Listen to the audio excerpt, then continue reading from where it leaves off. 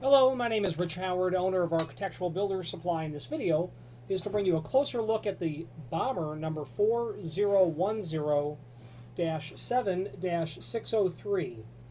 This is a classic style single acting spring hinge in a 7-inch size in a 603 finish. Let's dissect that part number.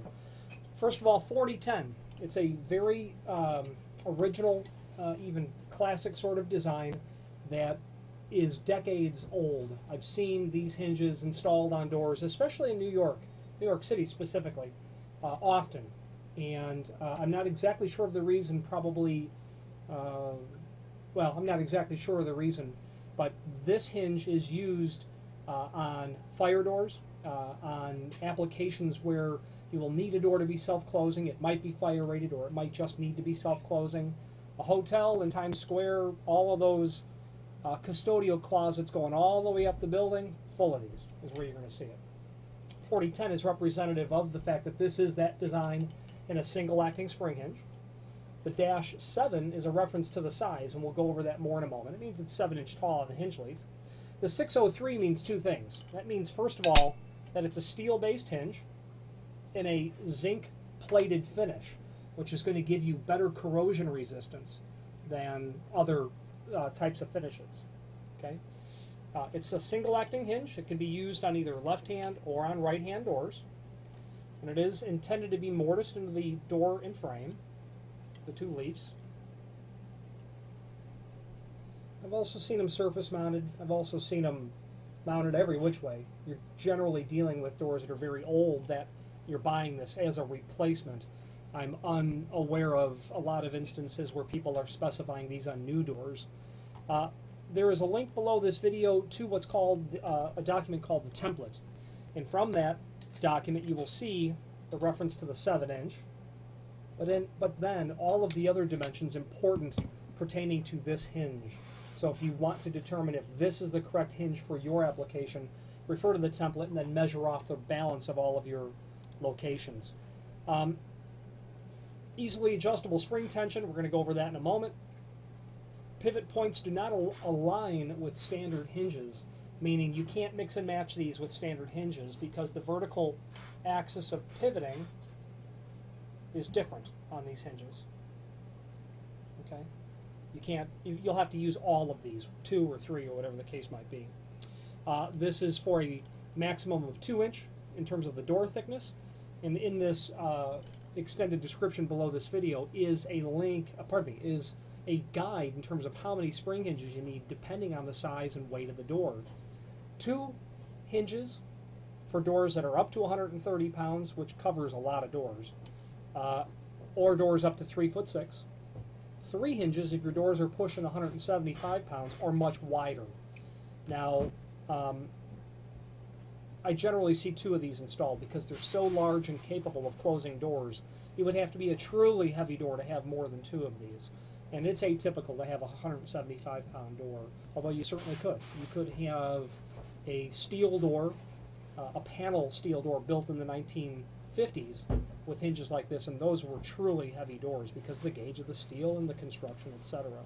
Now, I'm a fan of all spring hinges when you can, meaning having more than you think. If you're on the borderline of that guide, absolutely opt for the additional spring hinge. While it's not because I'm a distributor of spring hinges as much as I've installed these, and I've seen what it is when you have a door that's underpowered in the spring department. You'll have to set the tension so high just to get the door moving fast enough in the closing cycle so that it will, by inertia, just get closed. Or it'll get closed too fast and slam open, won't latch, whatever the case might be. When you have additional spring hinges rather than less on the door, you have better control over it because you've got more stored energy in the spring itself, so that when you get the door open, that's fine. You've got to get it moving from a dead stop, and those springs will certainly get it moving.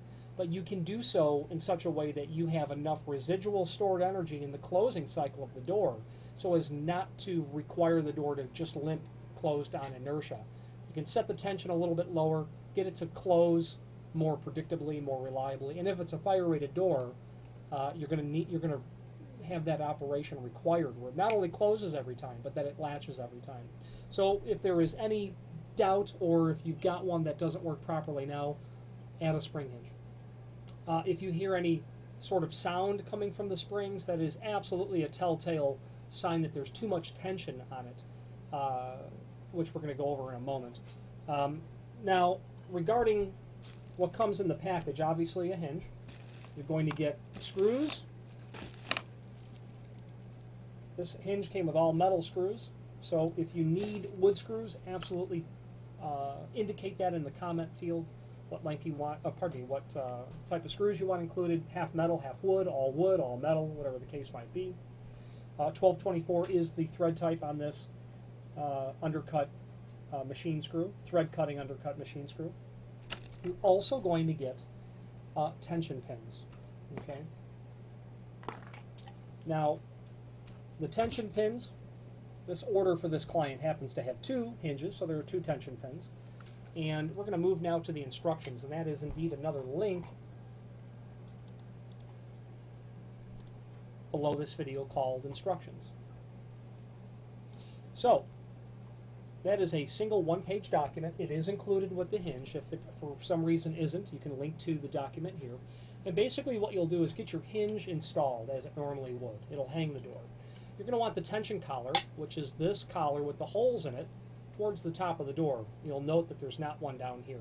You can use it the other way, but tension collar for this example is up. Install hinge to the door and frame. Tension collar may be positioned up or down. Keep the tension collar in the same direction for all of the hinges on the door. Don't do some this way and some this way. Fasten the hinges securely with the screws provided. Step 2, put the door in the closed position. Now you're going to be facing the pull side of the door. Insert the tension lever, and you're going to get a tension rod, it's a black piece of steel, into one of the holes. Turn it clockwise, and that's why it matters if that the tension collar is up, because if it's pointed down, you would turn it counterclockwise. So clockwise, and as you do that, you reveal new additional holes, and it's into one of those new holes that you would insert the tension pin. Okay? That will set the tension. Insert the tension pin into the open hole, and the recoil of the spring will press the tension pin against the shoulder of the hinge leaf. 3 holes of tension max is recommended. Pardon me. 3 holes is what's recommended to get started. 5 holes maximum is the guideline for that. It's a lot of tension on a spring hinge. Those springs are so massive inside of there. If closing action of the door is too fast, decrease the tension. If it's too slow, increase the tension. Again, 5 holes maximum. If the door or hinges squeak or bind, they may not be fitted properly or may require extra lubrication at the hinge joints. You can insert lubrication into these hinge joints. There's a spring in there that will not be affected detrimentally with the application of a lubricant. It's actually at the nylon bushing where they're calling that out, not here. The nylon bushing. Okay?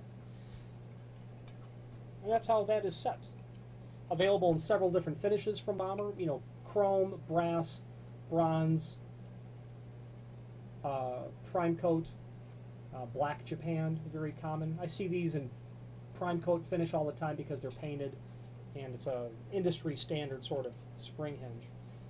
The last thing I'd like to point out to you is the Bommer logo, and right above it it says Made in USA, a fact that Bommer is quite proud of, as am I to represent them. If you have any questions on the Bommer, number 4010-7-603, single acting spring hinge, or any other Bommer product, please feel free to reach out to us.